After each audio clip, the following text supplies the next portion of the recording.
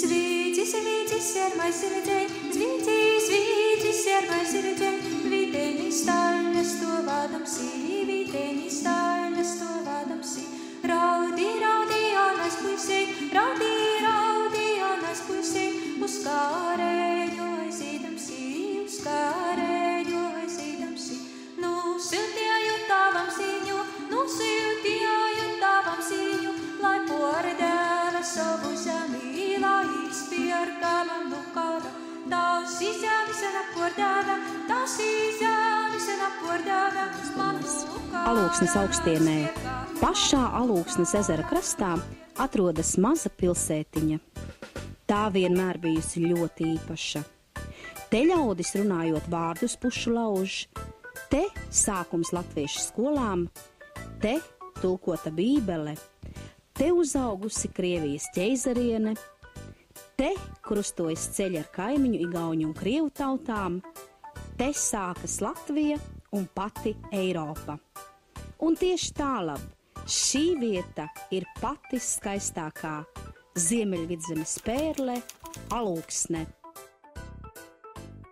Alūksnes bagātība visos laikos bijusi tās skaistā daba, ūdeņu un meža tuvums, kā arī interesantā vēsture. Vienam otram rodas jautājums, kāpēc tiek spojušas tās krāsas, es mums saku, tā ir gaisma tajā krāsā. Tiek izstarota gaisma zaļa, sarkana, zila, viola, dzeltena, tāda šitāda. Tumšāk, spožāk, raudāk, kas tur viss varavīgs praktiski bija jūsu acis priekš. Šie minerāli dabā atrodam ļoti reti. Ja mums Latvijā, mūsu Latvijas meklējumi līdz šim parasti ir tā, kad vainagojas tikai ar vienu dabas dāvanu gada laiku.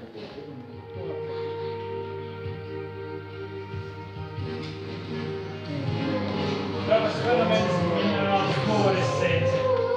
Tur jūs redzat mūsu visu ekspozīcijas kopumā.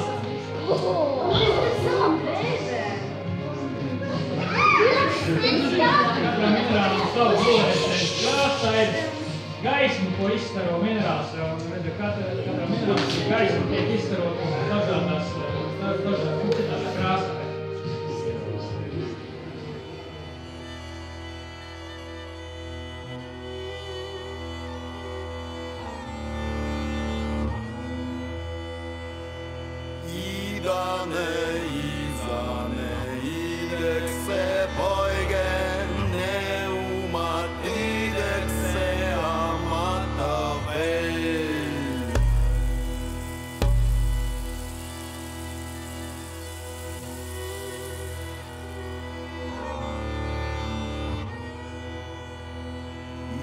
Idane